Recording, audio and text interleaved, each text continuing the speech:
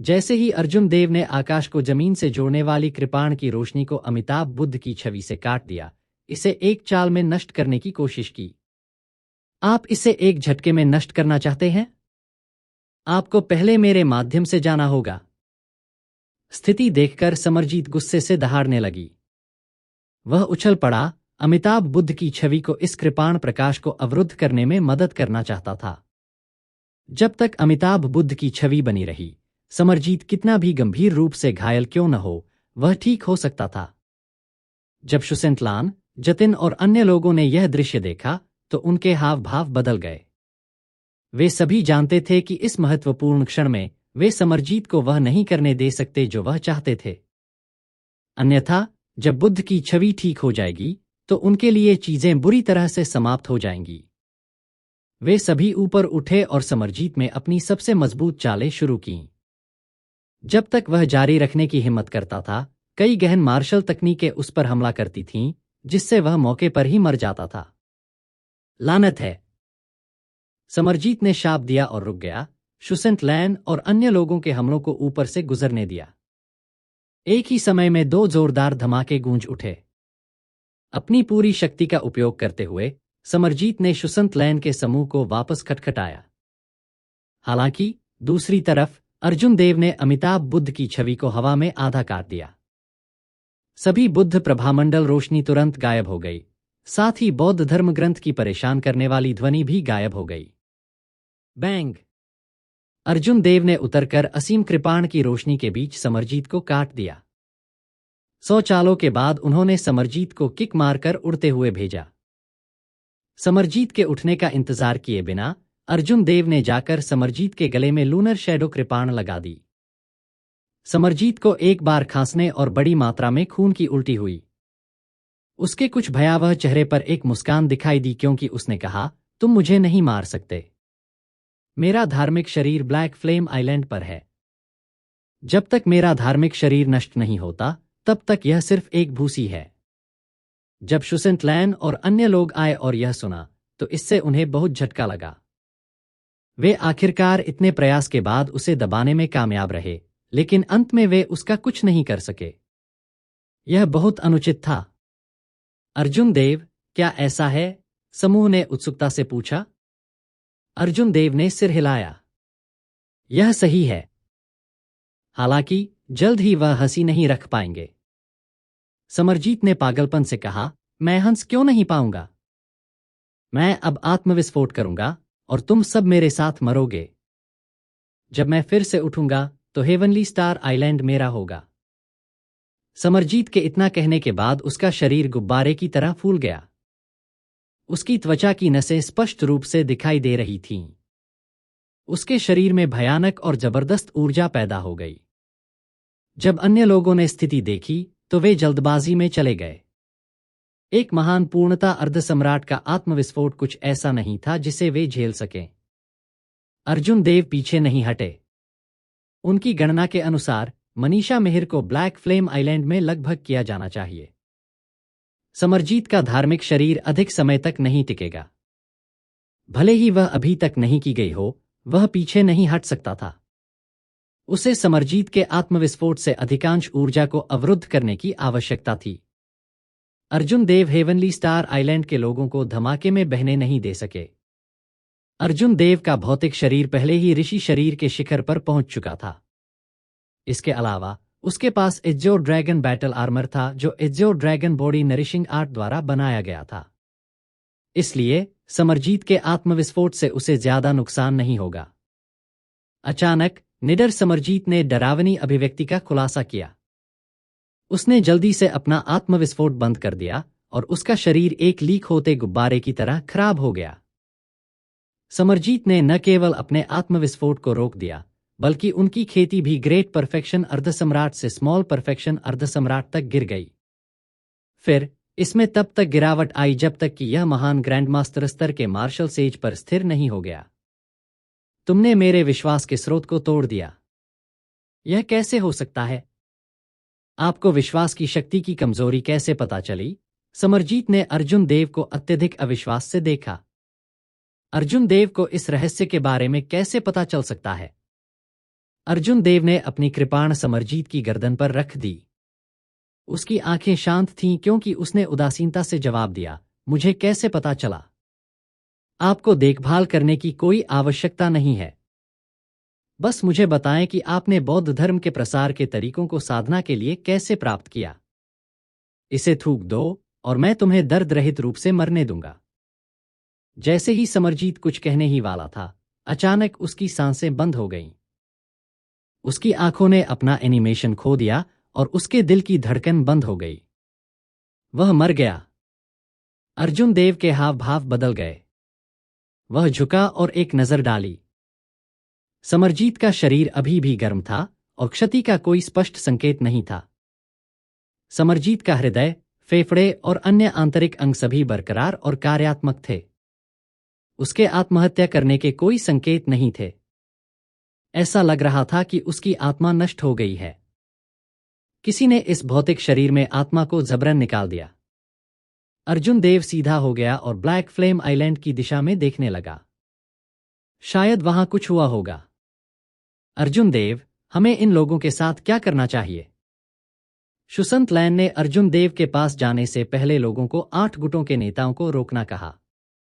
इन गुट के नेताओं में से मार्कस के गंभीर रूप से घायल होने के अलावा मृत्यु के कगार पर अन्य को अपेक्षाकृत हल्की चोटें आईं। उन्होंने केवल लड़ने की अपनी क्षमता खो दी। एक अर्धसम्राट के लिए, जब तक यह एक घातक घाव नहीं था, वे इससे उबर सकते थे।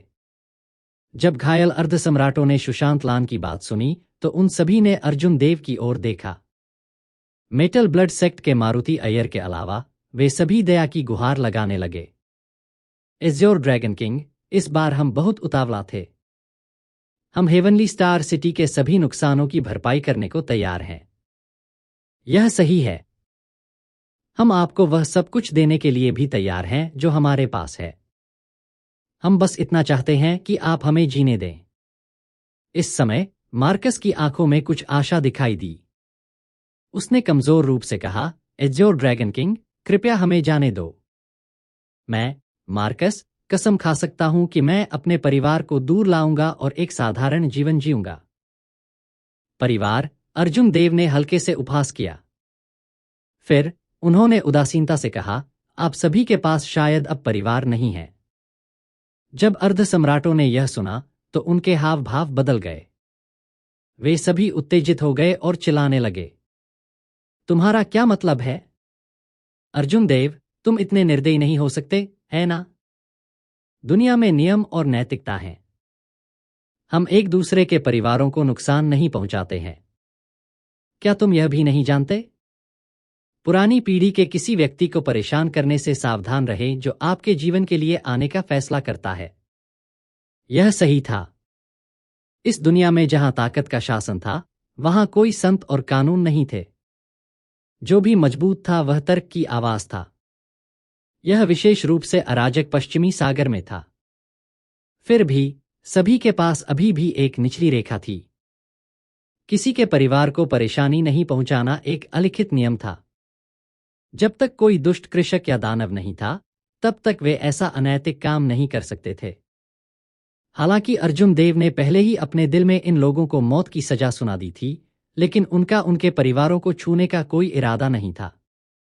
उसने चारों ओर देखा और उसकी नजर मारुति अय्यर पर रुक गई। फिर उन्होंने शांति से कहा, इस पर ज्यादा मत सोचो। यह मैंने नहीं किया है। संप्रदाय मास्टर अय्यर को इस बारे में बहुत स्पष्ट होना चाहिए कि क्या हुआ। बाकी सभी ने मारुति अय्यर की ओर देखा। उनकी आंखों में चिंता भर आई क्योंकि उन्होंने पूछा, मारुति अय्यर, क्या हो रहा है? क्या हमारे परिवार सभी मर चुके हैं?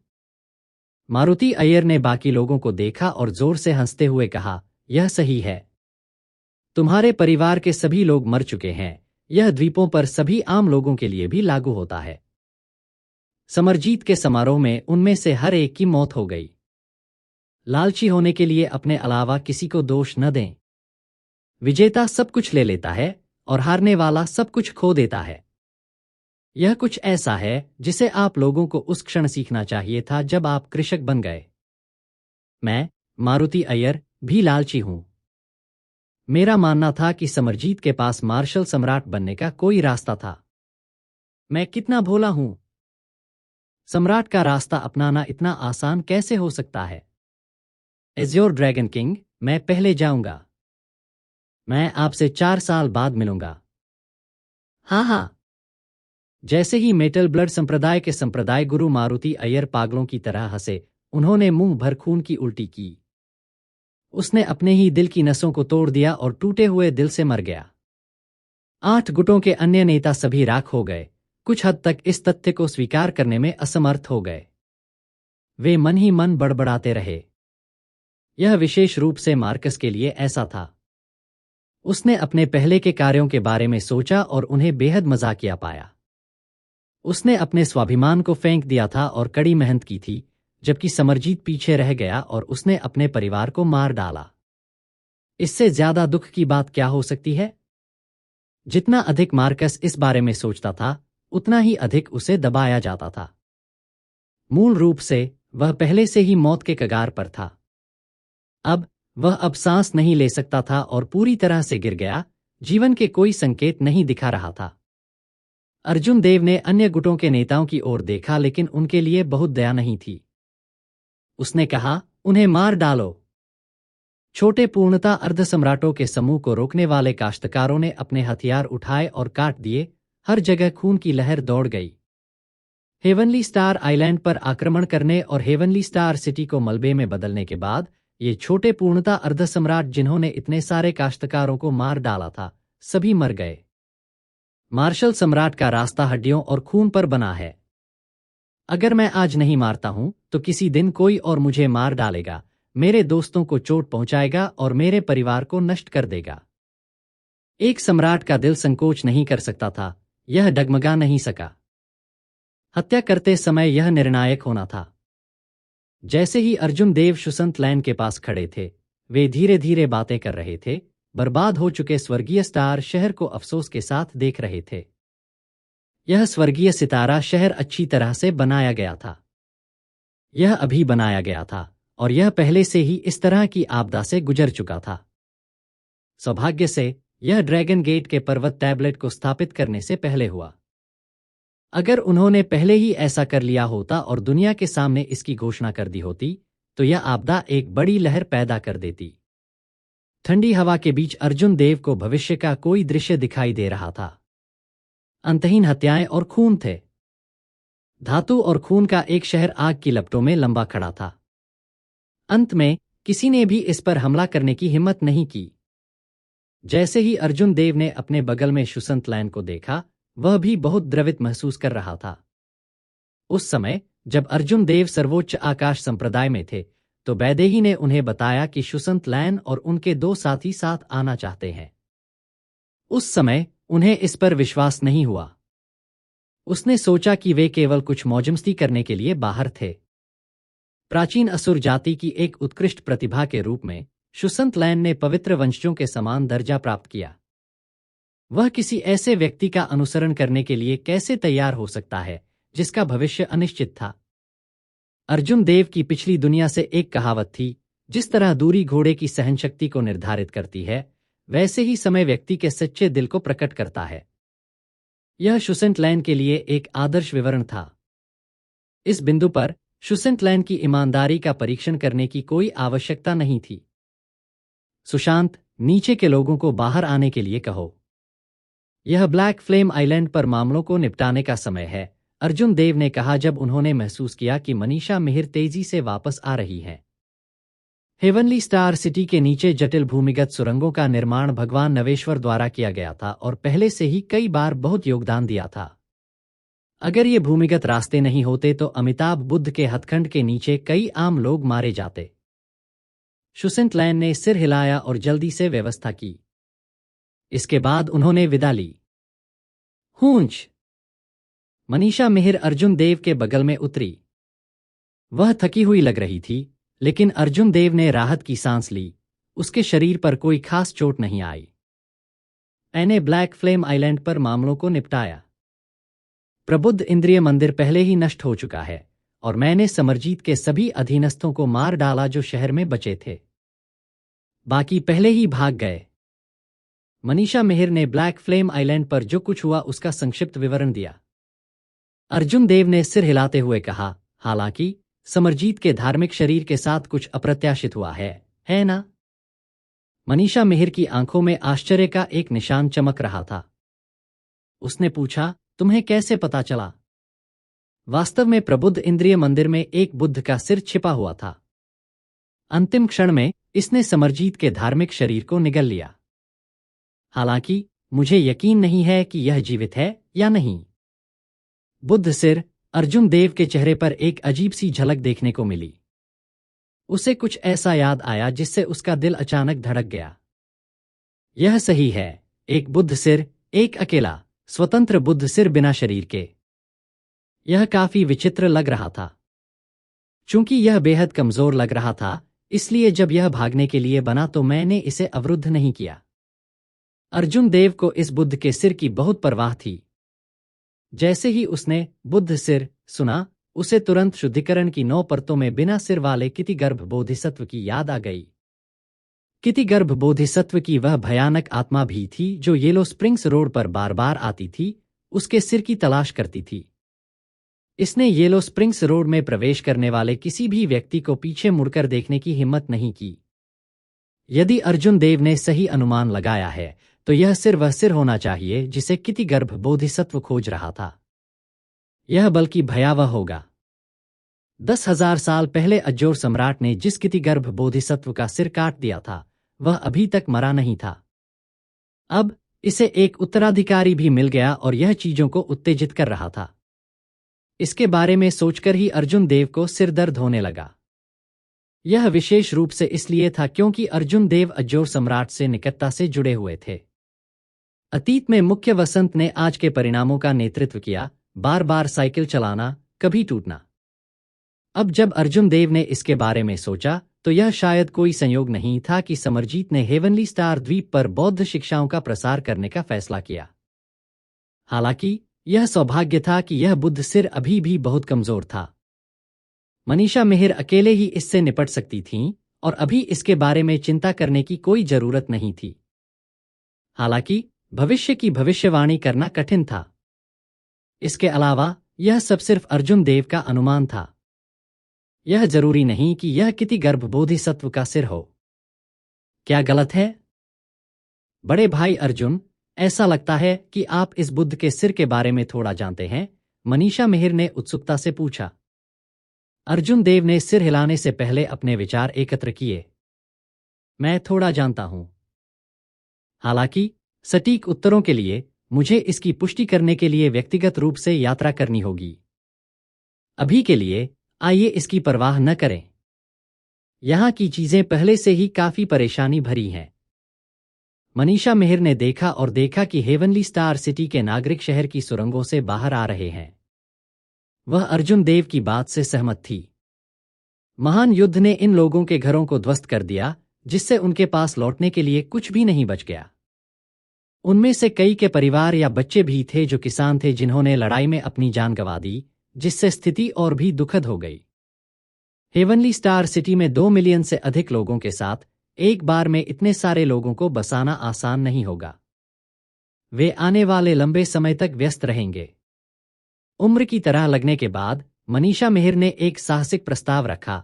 बिग ब्रदर अर्जुन, मुझे लगता है कि हमें इस मलबे पर एक स्वर्गीय ड्रैगन सिटी का निर्माण करना चाहिए। अर्जुन देव उत्साहित महसूस कर रहे थे। शहर के नष्ट होने के साथ उन्हें एक नया निर्माण करने की आवश्यकता थी। स्वर्गीय ड्रैगन सिटी बनाने के लिए स्थिति का लाभ उठाने का यह एक अच्छा मौका था। एक बार स्वर्गीय ड्रैगन सिटी का निर्माण हो जाने के बाद स्वर्गीय सितारा शहर अब उतना कमजोर नहीं होगा।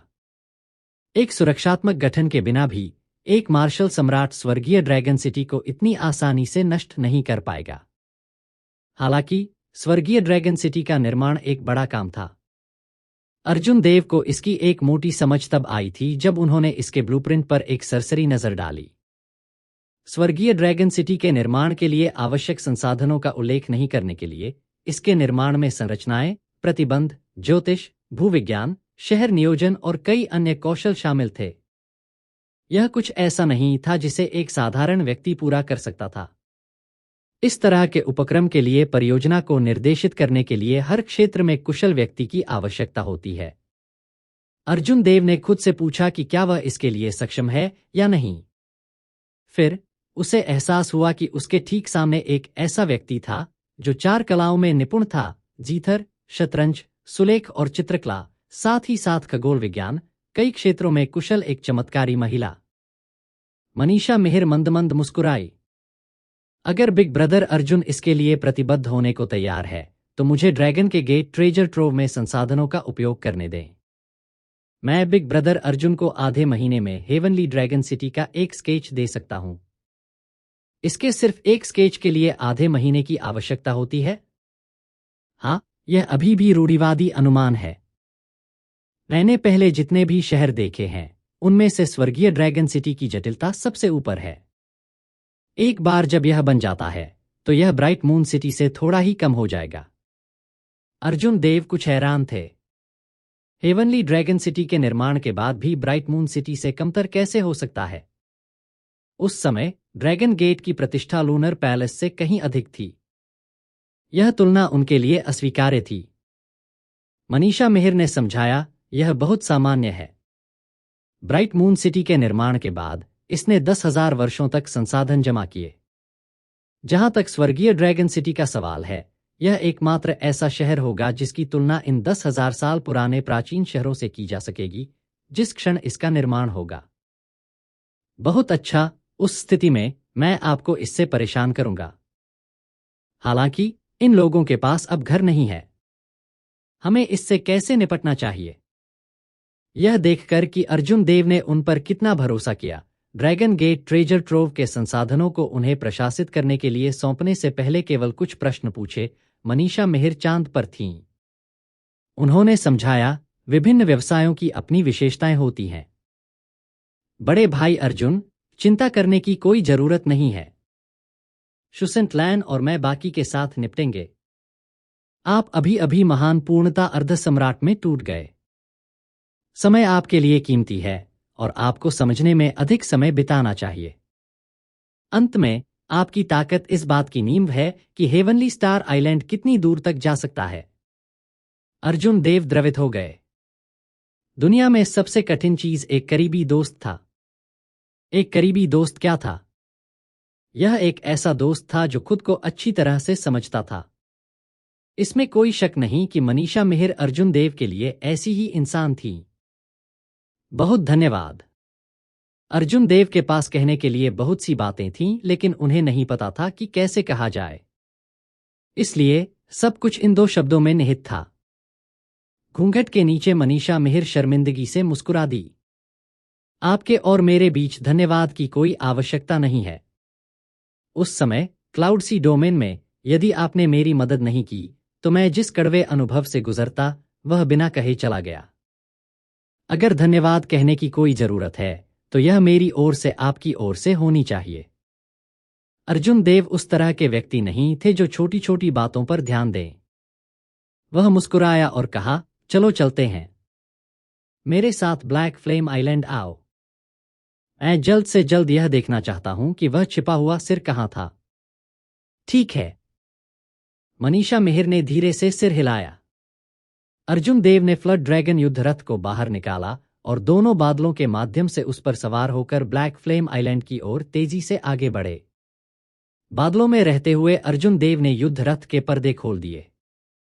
उसने एक तेज निगाह से चारों ओर देखा और देखा कि कई युद्धपोत आसपास छिपे हुए हैं, बहुत सावधानी से व्यवहार कर रहे हैं। इन युद्धपोतों ने कोई बुरा इरादा नहीं दिखाया। जब उन्होंने बाढ़ अजगर युद्ध रथ को देखा तो उन सभी ने बहुत दूर जाने का प्रयास किया। मनीषा मिहिर ने भी इन युद्धपोतों पर नजर डाली। उसने कहा, ये हेवनली स्टार द्वीप के आसपास के प्रमुख गुट हैं। वे सभी रैंक 9 संप्रदाय हैं जिनमें मार्शल सम्राट हैं। ऐसा लगता है कि वे इस लड़ाई के परिणामों के बारे में बहुत चिंतित हैं। अर्जुन देव ने आश्चर्य महसूस नहीं करते हुए अपनी निगाहें हटा लीं। स्वर्गीय तारा द्वीप मांस के एक मोटे टुकड़े की तरह था। उन गुटों को कैसे लुभाया नहीं जा सकता था? भले ही इन गुटों ने मार्शल गॉड पैलेस और थंडर सॉवरेन के कारण कोई कदम उठाने की हिम्मत नहीं की, फिर भी उन्हें एक नए गुट पर कुछ ध्यान देने की जरूरत थी। इस लड़ाई के बाद लड़ने की क्षमता के लिए एज्यो ड्रैगन किंग की प्रसिद्धि फैल जाएगी, जिससे हर जगह लोगों में विस्मय पैदा हो जाएगा। इस लड़ाई ने उन बड़े गुटों को बताया कि भले ही 3 पवित्र भूमि ने अर्जुन देव का समर्थन नहीं किया, लेकिन हेवनली स्टार आइलैंड को धमकाना इतना आसान नहीं था। यदि कोई किसी दुर्भावनापूर्ण इरादे पर कार्य करना चाहता है, तो उसे यह विचार करना होगा कि क्या वे एज्यो ड्रैगन किंग के क्रोध को संभाल सकते हैं। 15 मिनट के बाद रथ ब्लैक फ्लेम द्वीप के पास समुद्र में पहुंचा। अर्जुन देव गाड़ी से बाहर आए और उनके सामने के दृश्य से तुरंत चौंक गए। उसने 9 रंगों की रोशनी को हवा में उड़ते हुए देखा, जहां से प्रबुद्ध इंद्रिय मंदिर था। रंग-बिरंगे बादलों ने आकाश को भर दिया और पूरे द्वीप पर एक सुनहरी बारिश अंतहीन हो गई। ब्लैक फ्लेम आइलैंड, जिसकी गर्म और उजाड़ होने की प्रतिष्ठा थी, उस समय शांतिपूर्ण दिखाई दे रहा था। घास और पेड़ फले फूले, सैकड़ों फूलों से खिल गए। वह स्थान जीवन से भरा हुआ था। बारिश में भीगे सभी आम लोगों ने उत्साहित भाव प्रकट किए। वे सभी जमीन पर घुटनों के बल बैठ गए, चिल्लाने लगे, भगवान बुद्ध हम पर हैं।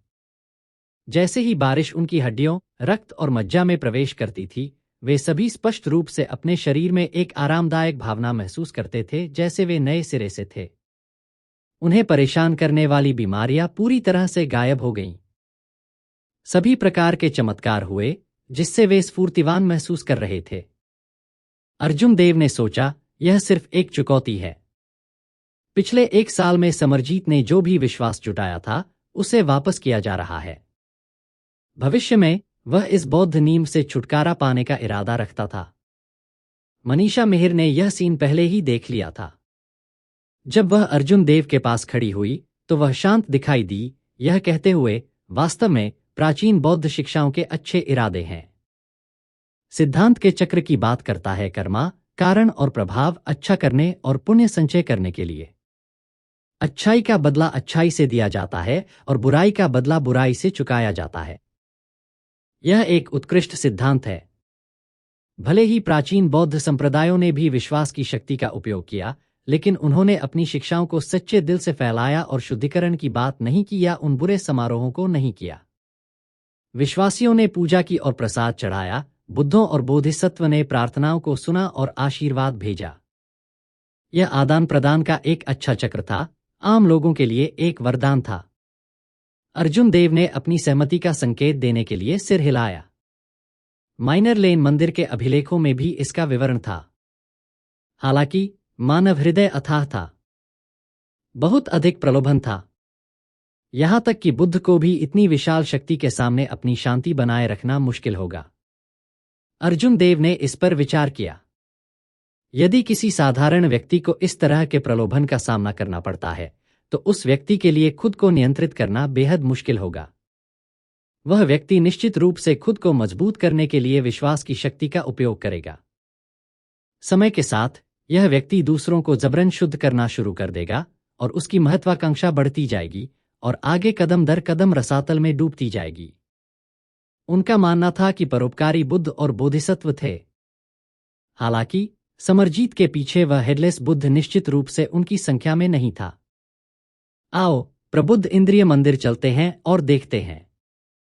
अर्जुन देव की आकृति चमक उठी, जो प्रबुद्ध इंद्रिय मंदिर की ओर बढ़ रही थी। चाहे वह वास्तव में किति गर्भ बोधिसत्व का प्रमुख था या नहीं, उसे खुद के लिए एक नजर डालनी थी। उड़ते समय उन्होंने देखा कि मंदिरों में बौद्ध आकृतियों की सभी मूर्तियां टूट गई थीं और टूट गई थीं। मंदिर भी खाली थे। न केवल मंदिरों के प्रभारी लोग चले गए थे, बल्कि नौसिखिए भिक्षु भी चले गए थे। जबकि द्वीप पर सभी विश्वासी आध्यात्मिक इनाम का आनंद ले रहे थे, जो लोग विश्वास की शक्ति पर भरोसा करते थे, वे सभी पीड़ित थे। विश्वास का स्रोत अब नहीं था और विश्वास की विशाल, संग्रहित शक्ति को वापस किया जा रहा था। इसके अलावा संप्रदाय की रीढ़ की हड्डी को मार दिया गया था। यह प्रतीत होता है कि बड़ा, झूठा बौद्ध संप्रदाय कुछ ही क्षणों में गिर गया था। जब अर्जुन देव प्रबुद्ध इंद्रिय मंदिर पहुंचे, तो परिसर उदास लग रहा था।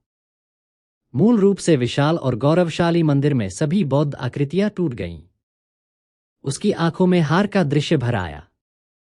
द्वीप पर हर जगह जीवन से फला फूला। हालांकि बौद्ध प्रकाश की उत्पत्ति मृत्यु की शांति से भरी हुई थी। फूल और घास मुरझा गए, पेड़ों से शून्य। अर्जुन देव के आने के समय की तुलना में काफी अंतर था। उस समय प्रबुद्ध इंद्रिय मंदिर रहस्यों से भर गया था, जो उसे प्रवेश करने से रोक रहा था। अब वह भावना चली गई थी। मंदिर की पूरी छत ढह गई थी। मनीषा मेहर ने मंदिर के प्रभारी व्यक्ति से लड़ते हुए ऐसा किया होगा। 9 रंग की बौद्ध रोशनी जमीन पर बिखरी हुई चट्टानों के बीच की दरारों से आई, जो बादलों में ऊपर उठ रही थी। अर्जुन देव ने टूटी हुई चट्टानों को साफ करने के लिए हथेली पर प्रहार किया। तेज ताड़ की हवा ने सारा मलबा उड़ा दिया। सामने खाली जमीन में एक बड़ा गड्ढा दिखाई दिया। बौद्ध प्रकाश का स्रोत छेद के भीतर था। मनीषा मेहर, क्या आप वहां नीचे गई हैं? अर्जुन देव ने उस छेद को देखते हुए पूछा जहां से प्रकाश आ रहा था। मनीषा मेहर ने सिर हिलाया और जवाब दिया, मेरे पास ऐसा करने का समय नहीं था। उस समय जब बुद्ध का सिर वहां से उड़ गया तो उसकी मानसिक ऊर्जा ने मुझे घायल कर दिया। मैं भी बचे हुए लोगों का पीछा करने में व्यस्त था। जब तक मेरा काम पूरा हुआ, मुझे डर था कि आप चिंतित हो जाएंगे, इसलिए मैं पहले लौट आया। यह सुनने के बाद अर्जुन देव ने छेद में छलांग लगा दी। तभी मनीषा मेहर उसके पीछे कूद पड़ी। छेद बहुत गहरा था, दोनों की अपेक्षा से बहुत गहरा था। वे एक विशाल गुफा में काले पानी के एक पूल में पहुंचने से पहले लगभग 7 मिनट के लिए बौद्ध प्रकाश के बीच उतरे। अर्जुन देव ने सामने देखा। गुफा के अंत में एक बिना सिर वाला बौद्ध शरीर था। यह शरीर बौद्ध प्रकाश देने वाला था। यह दृश्य अर्जुन देव को चौंका दिया। यह बिना सिर वाला शरीर बिल्कुल वैसा ही लग रहा था जैसा कि बिना सिर वाले कोटिगर्भ बोधिसत्व ने पुर्गेटरी की 9 परतों में देखा था। अचानक अर्जुन देव समझ गए, वह बुद्ध सिर वास्तव में कितिगर्भ बोधिसत्व का खोया हुआ सिर था। यह अपने शरीर के पुनर्निर्माण के लिए विश्वास की शक्ति का उपयोग करना चाहता था और एक सच्चे पुनरुद्धार से गुजरने के लिए उसके साथ विलय करना चाहता था। हालांकि ऐसा लग रहा था कि यह प्रक्रिया इतनी आसान नहीं थी। यद्यपि बिना सिर वाला शरीर पुर्गेटरी की 9 परतों में से एक से मेल खाता था, लेकिन यह जो ताकत फैलाता था वह पूरी तरह से अलग था, पूरी तरह से अनुपस्थित। हालांकि पुर्गेटरी की 9 परतों में वह शरीर बस भयानक था। अर्जुन देव ने अपने सामने बहुत छोटा महसूस किया था, विरोध करने में शक्तिहीन था। यह क्या है? मनीषा मेहर ने गुफा के फर्श को ढकने वाले काले पानी को देखते हुए कुछ भद्दे भाव से पूछा। अर्जुन देव ने अपनी बुद्धि को पुनः प्राप्त किया और उत्तर दिया, यह कड़वाहट का समुद्र है। यह कई विश्वासियों की प्रार्थनाओं में निहित कड़वाहट भी है। बौद्ध संप्रदाय को उनकी बिल्कुल भी परवाह नहीं थी। उन्होंने प्रार्थनाओं से विश्वास की शक्ति को फिल्टर किया, जिसके परिणामस्वरूप कड़वाहट के इस विशाल समुद्र का निर्माण हुआ। मनीषा मेहर ने जब अर्जुन देव के हाव भाव देखे तो उन्होंने कहा, बिग ब्रदर अर्जुन इस बिना सिर वाले शरीर को पहचानते हैं। हाँ, मैंने एक बार पुर्गेटरी की 9 परतों में मूल बिना सिर वाले शरीर को देखा था। अर्जुन देव ने मनीषा मेहर से कुछ भी नहीं छिपाया, उन्हें वह सब कुछ बताया जो उन्होंने देखा और सुना था। मनीषा मेहर ने जब उनका हिसाब सुना तो उन्हें अजीब लगा। चूंकि इसका अपना शरीर है, इसलिए यह इसके साथ फिर से जुड़ने के लिए पुर्गेटरी की 9 परतों में क्यों नहीं गया? अर्जुन देव ने उस भयानक कृपाण प्रकाश को याद किया। 10,000 साल बाद भी वह उस जगह को रंग दे सकता है। उन्होंने कहा, यह असंभव है। मेरा मानना है कि 10,000 वर्षों के बाद भी एज्योर सम्राट द्वारा गर्दन पर छोड़े गए घाव में अभी भी एक कृपाण का इरादा है। अगर सिर ने अपने शरीर से फिर से जुड़ने की कोशिश की तो यह आत्महत्या करने जैसा होगा। क्या नीला सम्राट वास्तव में इतना मजबूत था? 10,000 वर्षों के बाद भी कृपाण का इरादा अभी भी बना हुआ है। 10,000 साल बीतने के बावजूद कृपाण का इरादा वास्तव में अभी भी इतना शक्तिशाली था। जाहिर है, इस अवधारणा ने मनीषा मेहर को चौंका दिया। अर्जुन देव ने सिर हिलाया। यदि आपने एज्योर सम्राट की कृपाण रोशनी देखी तो आपको इतना आश्चर्य नहीं होगा। मनीषा मेहर ने गहरी सोच में प्रवेश किया। उसने इस बिना सिर वाले शरीर को मुरझाते हुए देखा क्योंकि 9 रंग की बौद्ध रोशनी धीरे धीरे फीकी पड़ गई। उसने पूछा, हमें इस बिना सिर वाले शरीर का क्या करना चाहिए? अर्जुन देव ने जवाब देने से पहले एक पल सोचा, बस इसे छोड़ दो। जब विश्वास की शक्ति वापस आ जाएगी तो यह स्वाभाविक रूप से गायब हो जाएगी। इतना कहकर वह उठ खड़ा हुआ, जाने की तैयारी कर रहा था। बस इसी समय अचानक कुछ अजीब हुआ। ऊपर के छेद से एक आकृति तेजी से नीचे उतरी। अर्जुन देव की आंखें तेज थीं और उन्होंने सब कुछ स्पष्ट रूप से देखा। यह एक बुद्ध सिर था। अर्जुन देव के हाव भाव थोड़े बदल गए, लेकिन वह घबराए नहीं। उन्होंने अपना दाहिना हाथ कृपाण की मूठ पर रखा और तुरंत मनीषा मिहिर के सामने कदम रखा। बुद्ध का सिर हवा में मंडरा रहा था, जो पुरातनता की आभा का अनुभव कर रहा था। वह अर्जुन देव को ऐसे घूर रहा था जैसे वह उसके सभी रहस्यों को समझने की कोशिश कर रहा हो। उसने कर्कश स्वर में कहा, वास्तव में यह आप हैं, एज्योर सम्राट के रक्तवंश वाले व्यक्ति। अर्जुन देव ने बुद्ध के सिर को जवाब नहीं दिया।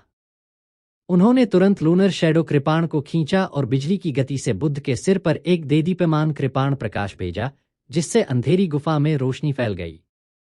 वह पहले से ही निश्चित था कि यह दुष्ट बुद्ध कोई परोपकारी चीज नहीं थी। यह स्पष्ट रूप से उसके विरोधी था। उस स्थिति में इसे जीवित छोड़ने की कोई आवश्यकता नहीं थी। डांग। जैसे ही कृपाण की रोशनी बुद्ध के सिर पर पड़ने वाली थी, बिना सिर वाला शरीर अचानक हिल गया और अर्जुन देव की कृपाण की रोशनी को अवरुद्ध कर दिया। हूंच। कृपाण की रोशनी लगातार बाहर निकल गई। लगातार आगे बढ़ते हुए अर्जुन देव ने अपनी पूरी ताकत से हमला किया।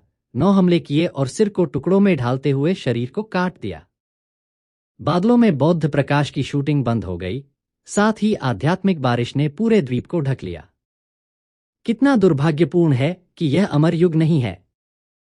अन्यथा मैं सिर्फ अपना मुंह खोलकर आप जैसे किसी के साथ व्यवहार कर पाता। अच्छे से जीते रहो। जब आप हवा और आग के अपने महान क्लेश से गुजरेंगे तो मैं निश्चित रूप से उस कृपाण हड़ताल को वापस करने आऊंगा जो एज्योर सम्राट ने मुझे दिया था।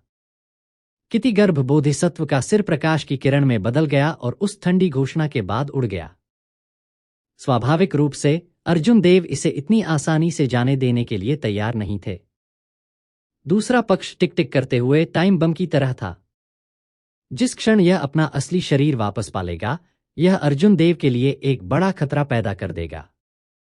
इसके अलावा दूसरा पक्ष भी प्राचीन बौद्ध क्षेत्र के कई रहस्यों और यहां तक कि एज्योर सम्राट के बारे में कुछ अंदरूनी जानकारी भी जानता था।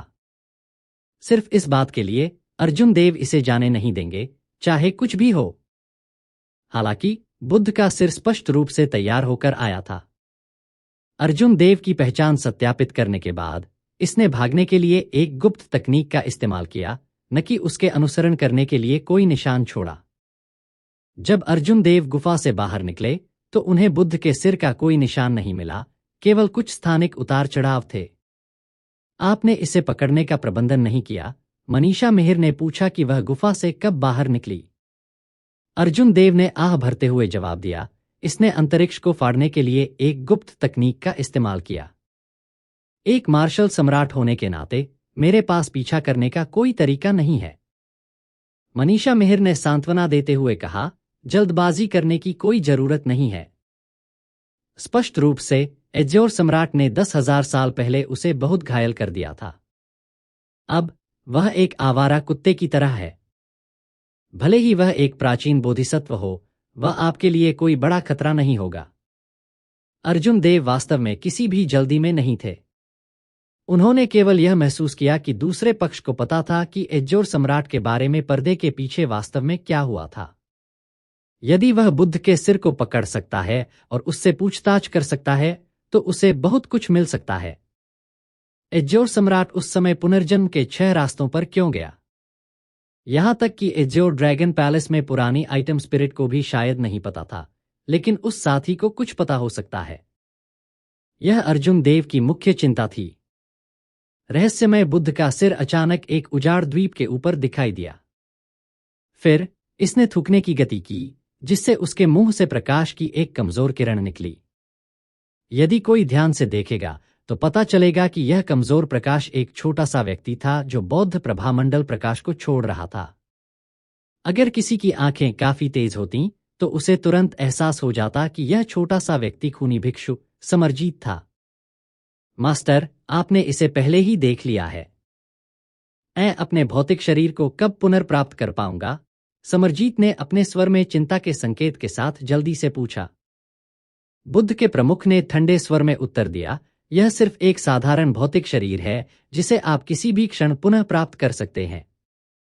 यह तो छोटी सी बात है। अत्यधिक चिंतित होने की कोई आवश्यकता नहीं है। यह कोई बड़ी समस्या नहीं होगी। समरजीत को स्पष्ट रूप से इस रहस्यमय बुद्ध सिर का डर था। इसके लिए झुकते हुए उसने तुरंत सिर हिलाया। मास्टर सही कह रहे हैं। अब हमें कहाँ जाना चाहिए? ब्लैक फ्लेम आइलैंड पर हमने बहुत मुश्किल से जो नींव रखी थी, वह पूरी तरह से मिट गई है। यह बहुत दुर्भाग्यपूर्ण है। कितिगर्भ बोधिसत्व के प्रमुख ने उदासीनता से कहा, यह सिर्फ एक छोटा सा द्वीप है। आपने वह समय नहीं देखा जब बौद्ध धर्म अपने चरम पर था। अरबों विश्वासी थे, वे सभी एक साथ पूजा कर रहे थे। वह छोटा सा द्वीप इसकी तुलना बिल्कुल नहीं कर सकता। हालांकि सिर की आंखों में एक अजीब सी रोशनी चमक उठी क्योंकि उसने कुछ सोचा था। मैं भूल गया। यह जगह एक परित्यक्त भूमि है। इसे अपनी पिछली ऊंचाइयों पर कैसे बहाल किया जा सकता है? इस जगह को छोड़ने से पहले एज्यो ड्रैगन किंग को मारना और उसकी किस्मत लेना बेहतर है। इस तरह मैं बौद्ध संप्रदाय में लौट सकता हूं और बुद्धत्व की ओर बढ़ सकता हूं। मास्टर, आप कहां जा रहे हैं? समरजीत ने उत्सुकता से पूछा। उन शब्दों ने उसे भ्रमित कर दिया। इस बारे में मत पूछो कि आपको क्या नहीं करना चाहिए। बुद्ध का सिर ठंड से भर गया। अचानक मुट्ठी भर किसान द्वीप पर पहुंचे। बुद्ध के सिर ने तुरंत अपना ध्यान बदल दिया। उसकी आंखें लाल हो गईं। लाल रंग की बोधि के फूल प्रकट हुए और प्राचीन बौद्ध संप्रदाय का दृश्य उसकी आंखों की गहराई में दिखाई दिया। फिर उसने अपना मुंह खोला और चूसा। प्रकाश के हरे रंग के गुच्छे उन काश्तकारों के सिर से आए जो निम्न श्रेणी के मार्शल ऋषि थे और बुद्ध के सिर के मुंह में प्रवेश कर गए। फिर इन काश्तकारों के शव जमीन पर गिर गए। जाओ और एक को उठाओ। धार्मिक पुनर्जन्म केवल एक ही मौका है। यह आपका भी आखिरी मौका है। जब समरजीत ने यह सुना तो वह खुश हो गया क्योंकि वह तेजी से उड़ गया। फिर बौद्ध प्रमुख ने कुछ ग्रंथों का पाठ करना शुरू कर दिया, जिससे उसके मुंह से प्राचीन बौद्ध ग्रंथ दिखाई दिए। बौद्ध प्रकाश की किरणों के बीच जमीन पर लाशों में से एक खड़ी हो गई। जैसे ही समरजीत ने धार्मिक पुनर्जन्म अनुष्ठान किया, अर्जुन देव और मनीषा मिहिर ब्लैक फ्लेम द्वीप के चारों ओर टहलते थे। हालांकि कड़ाई से बोलते हुए उनकी गतिविधि को वास्तव में टहलना नहीं माना जा सकता था। समरजीत और उनके समूह के चले जाने के साथ हेवनली स्टार आइलैंड को निश्चित रूप से ब्लैक फ्लेम आइलैंड का नियंत्रण लेने की जरूरत थी। पहले द्वीप की स्थिति की जांच करना अच्छी बात थी। बिग ब्रदर अर्जुन, इस ब्लैक फ्लेम आइलैंड में एक छोटी पृथ्वी की लौ, काली लौ है। रिफाइनिंग पवेलियन बनाने के लिए यह सबसे अच्छी जगह है। मैं चाहूंगा कि मेरे कबीले के लोग एक छोटी शोधन मंडप बनाने के लिए यहां जाएं। अर्जुन देव ने पहले भी स्थिति के बारे में सुना था। इससे पहले 7 प्रतिष्ठित ड्रैगन मार्क्विस के कारण मिहिर कबीला ज्यादातर हेवनली स्टार आइलैंड के क्षेत्र के बाहर एक उजाड़ द्वीप पर रहता था। उनमें से कुछ हेवनली स्टार आइलैंड में आए। अब जब हेवनली स्टार द्वीप के पास सभी विरोधी गुटों को हटा दिया गया था, तो मिहिर कबीले के अंदर न आने का कोई कारण नहीं था। इसके अलावा मिहिर कबीला पहले स्थान पर एक परिष्कृत कबीला था। पहले उनकी प्रसिद्धि पूरे स्वर्गीय तारों वाले महासागर में फैल गई थी। मिहिर कबीले में कई रिफाइनर थे और गुप्त शोधन तकनीक उनके पूर्वजों से चली आ रही थी। जब तक कबीले के पास पर्याप्त संसाधन और एक आदर्श स्थान था, तब तक उसे पवित्र भूमि के समान स्तर पर एक शोधन मंडप स्थापित करने में कठिनाई नहीं होगी। अचानक अर्जुन देव कुछ विचलित हो गए। उसने और भी दूर कुछ के बारे में सोचा, दूर स्काई डोम दायरे में उसके कबीले। कोई बात नहीं, मेरे लिए इस बारे में सोचना अभी भी जल्दबाजी होगी। एज्योर सम्राट के वंशजों को कुन्नुन क्षेत्र में वापस स्थानांतरित करना मेहर कबीले को स्थानांतरित करने की तुलना में कहीं अधिक जटिल है। कई अन्य अप्रत्याशित चर भी हैं। निचले क्षेत्र में जाने और देव कबीले को स्थानांतरित करने से पहले स्वर्गीय ड्रैगन सिटी के निर्माण तक इंतजार करना बेहतर है। इसे वापस वहीं लाएं जहां वह है। जब तक अर्जुन देव अपने कबीले की सुरक्षा की गारंटी नहीं दे सकते, तब तक उनके लिए आराम करना मुश्किल होगा। अर्जुन देव चाहे कितना भी चिंतित क्यों न हो, मार्शल सम्राट स्काई डोम दायरे में नहीं जा सकते थे। सुप्रीम स्काई संप्रदाय शाखा और रहस्यमय ग्रेट किन नेशन के शाही दरबार के साथ उनके कबीले के लिए जहां वह था वहीं रहना सुरक्षित होगा। बड़े भाई अर्जुन, क्या गलत है? मनीषा मेहर ने चिंता से पूछा जब उन्होंने अर्जुन देव के व्याकुलता को देखा। ऐसा लग रहा था जैसे वह किसी और चीज के बारे में सोच रहा हो। अर्जुन देव ने अपनी बुद्धि को ठीक किया और जवाब दिया, सब कुछ ठीक है। क्या हमारे स्वर्गीय सितारा द्वीप पर परिवहन संरचना निचले क्षेत्र से जुड़ने में सक्षम है? मनीषा मेहर ने कहा, यह हो सकता है। मार्शल गॉड पैलेस में निचले क्षेत्र में भी परिवहन संरचनाएं हैं। हालांकि इस तरह के परिवहन के लिए जबरदस्त संसाधनों की आवश्यकता होती है। अच्छा, ऐसा है। संसाधन कोई समस्या नहीं थे। अब अर्जुन देव के लिए यह बहुत अधिक सुविधाजनक था यदि वह स्काई डोम दायरे में जाना चाहते थे। कुछ देर बातचीत करने के बाद दोनों रथ पर सवार होकर लौट आए। विदाई के बाद अर्जुन देव सबसे ऊंची चोटी के शिखर पर वापस चले गए और महान पूर्णता अर्ध सम्राट की ओर बढ़ने के साथ आने वाले कई लाभों को समझना शुरू कर दिया। वह उन लोगों पर संदेह न करने के सिद्धांत को समझते थे जिनका उपयोग किया जाता था। इस तरह वह आराम करने में सक्षम होगा और दूसरों पर दबाव नहीं डाल सकेगा। मनीषा मेहर ने बर्बाद हो चुके हेवनली स्टार सिटी के लोगों की देखभाल करने में शुसेंट लैंड की सहायता की। उसे ड्रैगन गेट ट्रेजर ट्रोव से प्राप्त कई संसाधनों का प्रबंधन करने की भी आवश्यकता थी। इसके अलावा उन दोनों को खूबियों का मूल्यांकन करने और लड़ाई में लड़ने वालों के लिए पुरस्कार देने की आवश्यकता थी। 7 दिन बाद अर्जुन देव और एल्डर वर्मा ने पहाड़ के शिखर पर बैठकर चाय पर दाव पर चर्चा की, मार्शल कल्टीवेशन में अपने अनुभव साझा किए। एल्डर वर्मा पहले से ही कई दशकों तक ग्रेट परफेक्शन अर्ध सम्राट में फंसे हुए थे। अर्जुन देव उनसे बहुत कुछ सीख सकते थे। महान पूर्णता अर्ध सम्राट खेती ग्रेड है, जिसे वास्तव में सम्राट के लिए पुल बनाने की शुरुआत माना जा सकता है। स्वर्गीय मुहर के साथ स्वर्गीय नियमों का उपयोग करना बहुत आसान है। छोटी पूर्णता अर्ध सम्राट की तुलना में बहुत अंतर है। बेशक आप अपवाद हैं। एल्डर वर्मा चाय की एक चुस्की लेते हुए कुछ असहाय होकर हंसे।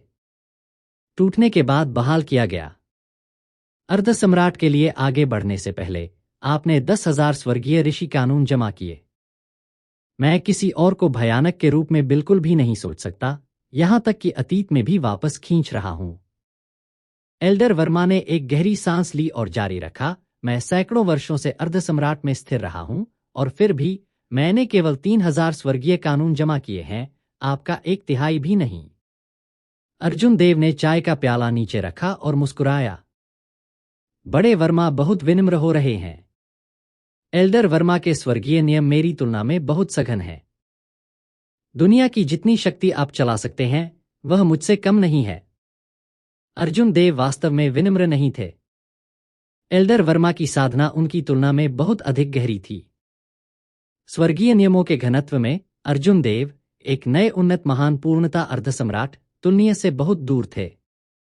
अर्जुन देव का एकमात्र लाभ उनके स्वर्गीय नियमों की मात्रा और उनकी शुद्धता थी, जो बैंगनी थंडर दिव्य मंत्र के निरंतर शोधन के कारण था। एल्डर वर्मा, स्वर्गीय मुहर के लिए एक आत्मा को वास्तव में कैसे संघनित किया जाता है? क्या आप जूनियर को थोड़ा और बता सकते हैं? अर्जुन देव ने विनम्रतापूर्वक सलाह मांगी। एल्डर वर्मा ने चाय की एक चुस्की ली और मुस्कुराए। छोटे पूर्णता अर्ध सम्राट और महान पूर्णता अर्ध सम्राट की खेती के साथ कई रहस्य हैं। हालांकि अंत में संसाधन ही मायने रखते हैं। पर्याप्त संसाधनों के बिना कोई केवल समय का उपयोग कर सकता है। यह बहुत मुश्किल नहीं है और इसे स्थिर माना जा सकता है। हालांकि वास्तव में 90% अर्ध सम्राट चरम पर अटके रहेंगे। महान पूर्णता अर्ध सम्राट आगे सुधार करने में असमर्थ। ऐसा इसलिए है क्योंकि वे अपनी स्वर्गीय मुहर के लिए एक आत्मा को संघनित करने में असमर्थ हैं। अप्रत्याशित को छोड़कर यह बूढ़ा आदमी शायद इस स्तर पर भी अटका रहेगा। अर्जुन देव ने भौहें सिकोड़ते हुए पूछा, क्या यह इतना मुश्किल है?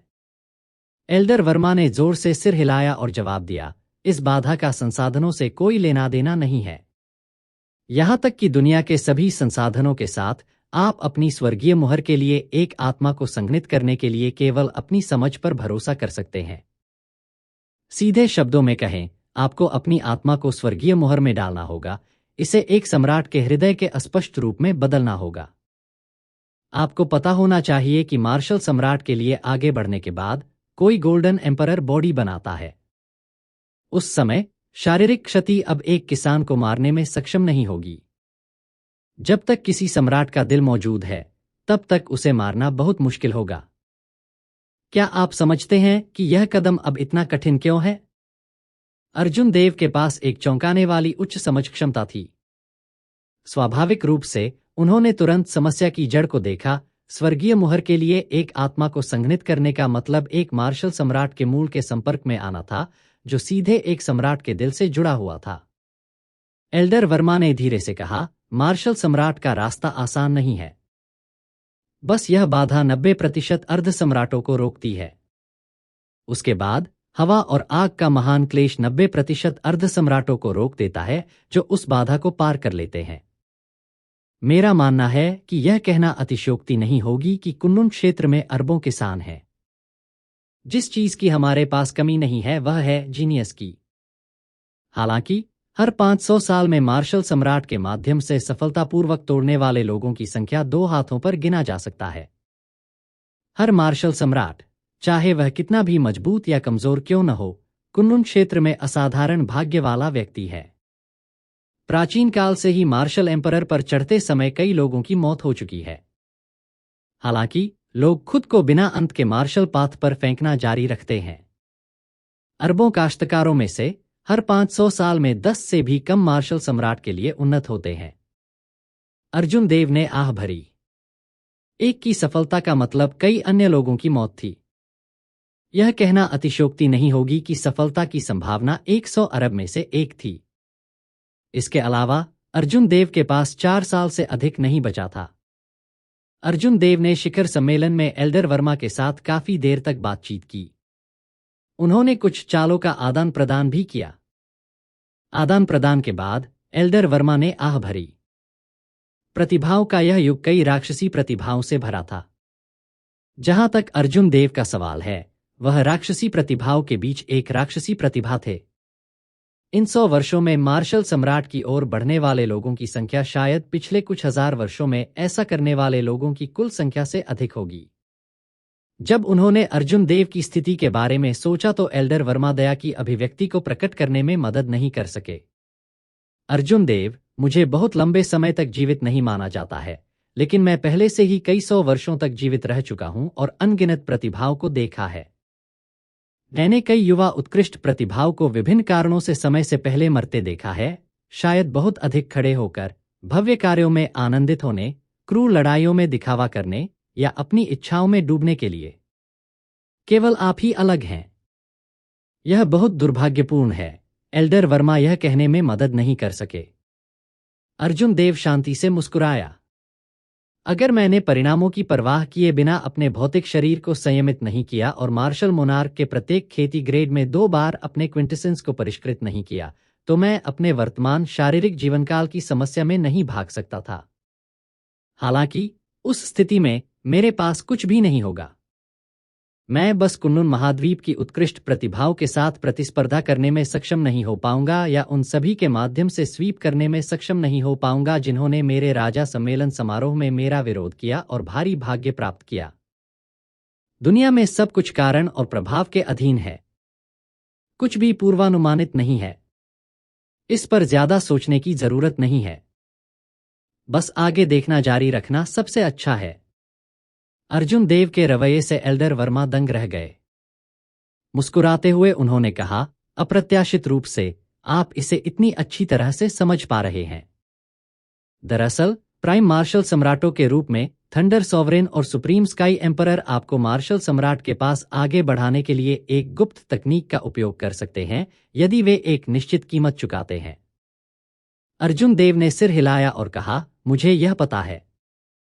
हालांकि इस तरह के तरीके से मार्शल सम्राट के लिए आगे बढ़ने से मेरी क्षमता सूख जाएगी।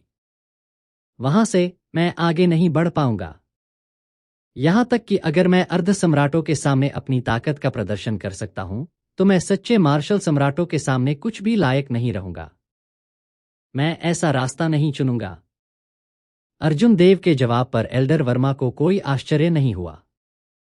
वह धीरे से हंसे और कहा, यह सब एक महान पूर्णता अर्ध सम्राट के रूप में विकसित करने का मेरा अनुभव है। तो मैं तुम्हें तुम्हारी साधना से नहीं रोकूंगा। अगर आपके पास कुछ और है तो आप किसी भी समय आ सकते हैं और मुझे ढूंढ सकते हैं। अर्जुन देव ने एल्डर वर्मा को विदा करते हुए मुट्ठी बांधकर सलामी दी। फिर वह शिखर पर खड़े होकर गहरी सोच में डूब गया। अंततः एक महान पूर्णता अर्ध सम्राट के रूप में खेती करना अभी भी संसाधनों पर निर्भर था। महान पूर्णता अर्ध सम्राट के चरम पर पहुंचने के बाद ही कोई स्वर्गीय मोहर के लिए एक आत्मा को संघनित करना शुरू कर देगा, किसी की आत्मा को स्वर्गीय मोहर के साथ विलय कर देगा। यह उपभोग अर्ध सम्राट और महान पूर्णता अर्ध सम्राट के बीच का सच्चा विभाजक था। हालांकि अर्जुन देव सिर्फ महान पूर्णता अर्ध सम्राट के लिए आगे बढ़े और अभी भी शिखर से एक दूरी पर थे। उसे अभी भी खेती करने के लिए भारी मात्रा में संसाधनों की आवश्यकता थी। अपनी अड़चन को तोड़ने के लिए अर्जुन देव ने खजाने में राजा आत्मा नस का केवल 1% ही उपयोग किया था। एक बड़ा हिस्सा अप्रयुक्त रह गया। तार्किक रूप से कहें तो इस राजा आत्मा की नस के साथ अर्जुन देव के पास संसाधनों की कमी नहीं थी। हालांकि उन्होंने महसूस किया कि इस राजा आत्मा नस के साथ खेती करना बहुत बेकार था और ऐसा करने लायक नहीं था। वे पवित्र भूमि जो हजारों वर्षों तक चली, यहां तक कि उन अमर पवित्र भूमियों में भी कई राजा आत्मा नसें नहीं थीं। यहां तक कि उन लोगों को भी शामिल करें जिन्हें उन्होंने बैकअप के रूप में रखा था, 5 से अधिक नहीं होंगे। एक अर्ध सम्राट के रूप में अर्जुन देव की साधना के लिए इस राजा आत्मा नस का उपयोग करना असाधारण होगा। अब जब वह पहले से ही छोटी पूर्णता अर्ध सम्राट की अड़चन को तोड़ चुका था तो पवित्र आत्मा की नसें पर्याप्त से अधिक थीं। अर्जुन देव ने इस राजा आत्मा नस को भविष्य के ड्रैगन गेट पर छोड़ने की इच्छा की, जिससे यह एक पवित्र भूमि होने का अर्हता प्राप्त हो सके। यदि वह एक और किंग स्पिरिट वेन खोजना चाहता है तो उसे पहले एक संप्रभु मार्शल सम्राट के रूप में मजबूत होना होगा। उसे अभी भी उत्तरी सागर गठबंधन का दृश्य याद है जो एक संदिग्ध राजा आत्मा नस को वश में करने की कोशिश कर रहा था। यदि एक किंग स्पिरिट नस वास्तव में तब प्रकट हुई होती तो उत्तरी सागर गठबंधन के छिपे हुए संप्रभु मार्शल सम्राटों ने निश्चित रूप से अन्य गुटों को इसे छीनने से रोकने के लिए एक उपस्थिति बनाई होती। मुझे नई पवित्र आत्मा नसों को खोजना है। मैंने पहले से ही वेलम सी चार्ट पर लगभग सभी को रिकॉर्ड किया है। अब मुझे अपनी खुद की ड्रैगन सीकिंग आर्ट पर भरोसा करना होगा। अर्जुन देव की आंखों में एक रोशनी चमक उठी। अब गुरप्रीत को खोजने के लिए काला सागर जाने के विचार उबल पड़े। वह देखना चाहता था कि क्या वह उस लाश से मेनन कबीले के रहस्यों के बारे में और कुछ जान सकता है। शायद उनकी ड्रैगन सीकिंग आर्ट में और सुधार हो सकता है। उस समय पवित्र आत्मा की नसों की खोज करते समय वह अधिक आश्वस्त होगा। अर्जुन देव ने अपने विचारों को इकट्ठा किया, अभी के लिए उस समस्या पर ध्यान नहीं देना चाहते थे। फिर वह शिखर पर पालथी मारकर बैठ गया और चुपचाप खेती करना शुरू कर दिया, एक महान पूर्णता अर्ध सम्राट के रूप में अपनी साधना को मजबूत किया। समय बीतता गया। एक झटके में आधा महीना बीत गया। अर्जुन देव की साधना पूरी तरह से स्थिर हो गई। अब उसकी स्वर्गीय मोहर उसके निपटान में थी, जैसे कि यह उसके शरीर का एक हिस्सा हो। एक विचार के साथ वह अपने ड्रैगन के आकार की स्वर्गीय मोहर से सभी 10,000 स्वर्गीय कानूनों को बाहर ला सकता है, तुरंत दुनिया की सारी शक्ति को चला सकता है जो वह कर सकता था। इस स्वर्गीय मोहर के गठन के साथ दुनिया के बारे में उनकी समझ स्वाभाविक रूप से गहरी हो गई। अर्जुन देव के लिए अब दुनिया वैसी नहीं रही जैसी पहले दिखती थी। इसके बजाय वह पूरी दुनिया को गति में स्पष्ट रूप से महसूस कर सकता था। यह ऐसा था मानो वह इस ब्रह्मांड के मूल नियमों को देख सकता था, अंतरिक्ष और समय की रेखाएं, भाग्य की शतरंज की बिसात। हालांकि वह उनकी केवल एक अस्पष्ट छवि देख सकता था। अब तक वह अभी भी इन दोनों कानूनों में कोई बदलाव नहीं कर सके हैं, खासकर समय। अंतरिक्ष की तुलना में समय और भी अधिक रहस्यमय और हमेशा बदलता था, बेहद अथाह था। इसी बीच मनीषा मेहर एक बार आईं। उसने पहले ही हेवनली ड्रैगन सिटी का एक मोटा मसौदा तैयार कर लिया था। मनीषा मेहर की योजना में उन्हें शहर की विभिन्न इमारतों के निर्माण के लिए 10 लाख लोगों की आवश्यकता थी। अपने नेतृत्व और विशेषज्ञता के साथ उन्होंने 2 साल के भीतर पूरा होने की तारीख का अनुमान लगाया। यह पहले से ही बहुत तेज था। यदि यह कोई अन्य व्यक्ति होता तो उन्हें रिफाइनर, फॉर्मेशन मास्टर्स, जियोमेंसर्स और कई अन्य व्यवसायों के साथ समन्वय करने की आवश्यकता होती। उन्हें बहुत समय लगेगा, 10 वर्षों के भीतर इस परियोजना को पूरा करने में असमर्थ होंगे। हेवनली स्टार सिटी के शरणार्थियों को हेवनली स्टार द्वीप और अन्य उपग्रह द्वीपों के अन्य छोटे शहरों और कस्बों में स्थानांतरित कर दिया गया था। इस पहलू में सुशांत लैन और मनीषा मेहर की क्षमताओं के बारे में कोई संदेह नहीं था। मनीषा मेहर और सुशांत लैन ने अन्य गुटों के कब्जे वाले उपग्रह द्वीपों को भी वापस ले लिया और उन्हें संगठित तरीके से प्रबंधित किया। हेवनली स्टार आइलैंड का विकास अब एक नए प्रक्षेपवक्र पर सेट हो गया था, जो तेजी से आगे बढ़ रहा था। सब कुछ व्यवस्थित तरीके से आगे बढ़ा। जब अर्जुन देव को कुछ खाली समय मिला तो उन्होंने औषधीय गोलियों को परिष्कृत करना शुरू कर दिया। स्वर्गीय स्रोत की गोली पर काम कर रहा था कि उन्होंने चंद्रमहल की पवित्र बेटी रेशमी से वादा किया था। हेवनली स्टार आइलैंड लौटने के बाद से वह बहुत व्यस्त था, समय खाली करने में असमर्थ था। अब जब चीजें ठीक हो गई थीं, तो शोधन शुरू करने का समय आ गया था। आखिरकार उसने एक वादा किया था और उसका इसे तोड़ने का इरादा नहीं था। औषधीय गोली को परिष्कृत करने की प्रक्रिया सुचारू रूप से नहीं चली। हालांकि अर्जुन देव को कोई जल्दी नहीं थी। आखिरकार रेशमी ने सामग्री के 100 सेट तैयार किए थे। वह असफलता से नहीं डरता था, वह एक बार सफल होना तय था। लगातार 78 बार असफल होने के बाद अर्जुन देव अंततः स्वर्गीय स्रोत गोली को परिष्कृत करने में सफल रहे। एक युवक फुर्ती से पहाड़ पर चढ़ गया और श्रद्धा की अभिव्यक्ति के साथ अर्जुन देव से आदरपूर्वक कहा, लॉर्ड एज्यो ड्रैगन किंग, सिटी लॉर्ड ने कहा कि यहाँ सम्मानित मेहमान हैं और आपको मुख्य हॉल की यात्रा करने के लिए आमंत्रित कर रहे हैं। यह युवक उन युवा शिष्यों में से एक था जिसे यामिनी ने पढ़ाया था। अर्जुन देव युवक के पहनावे से इसका पता लगाने में कामयाब रहे।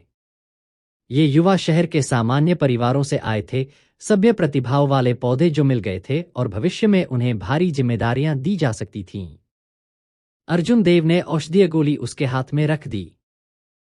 फिर उसने युवाओं को कुछ चीजें दीं और युवा खुशी से चले गए। अगर मेहमान आम लोग होते तो सुशांत लैन अर्जुन देव को परेशान नहीं करते। ये मेहमान शायद किसी न किसी हैसियत के लोग थे। यह कौन हो सकता है? अर्जुन देव को उत्सुकता हुई क्योंकि उन्होंने जमीन से धक्का दिया और पहाड़ की कमर पर मुख्य हॉल की ओर उड़ गए। कुछ देर बाद वह हॉल के बाहर आ गया। जब वहां पहरा दे रहे शिष्यों ने उसे देखा तो उन्होंने तुरंत प्रणाम किया। अर्जुन देव ने अपनी भावनाओं को सुलझाया और शांति से अंदर चले गए। उन्होंने हॉल में कई लोगों को पाया, सभी अलग अलग पोशाक में। हालांकि ये सभी लोग शिखर महान पूर्णता अर्धसम्राट थे। इसके अलावा वे उस तरह के थे जो जानते थे कि उनके पास अपनी आत्माओं को अपनी स्वर्गीय मोहरों के साथ मिलाने का कोई तरीका नहीं था, इसलिए उन्होंने अपनी युद्ध क्षमता को बढ़ाते हुए अपनी कानून ऊर्जा को कम करने पर ध्यान केंद्रित किया। ये सभी लोग कम से कम 100 वर्षों के लिए महान पूर्णता अर्धसम्राट के चरम पर थे। उनकी कानून ऊर्जा अविश्वसनीय रूप से विशाल थी और शुद्धता सामान्य से अधिक थी। उनकी ताकत अथाह थी। जैसे ही अर्जुन देव ने हॉल में कदम रखा, उसने तुरंत महसूस किया कि कई लोग उस पर ध्यान केंद्रित कर रहे हैं, उसकी सीमाओं का पता लगाने की कोशिश कर रहे हैं। जब उन्होंने देखा कि अर्जुन देव एक नव उन्नत महान पूर्णता अर्धसम्राट थे, तो उनकी आंखों में संदेह चमक उठा। जब अर्जुन देव आए, तो सुशांत लान, जो इस समूह के लोगों का मनोरंजन कर रहे थे, ने तुरंत एक ध्वनि प्रक्षेपण में कहा, अर्जुन देव, ये पास के रैंक 9 संप्रदायों के उपसंप्रदाय के आचार्य हैं। सतह पर वे संपर्क करने के लिए एक शिष्टाचार कॉल पर यहाँ हैं। वास्तव में वे यहाँ दोस्ताना इरादों से नहीं बल्कि हमारी निचली रेखा का आकलन करने के लिए हैं। एक कहावत थी, जो आए हैं वे मित्रवत नहीं हैं, जो मित्रवत हैं वे नहीं आए हैं। अर्जुन देव कमोबेश अंदाजा लगा सकते थे कि इन लोगों के यहाँ आने का मकसद क्या है।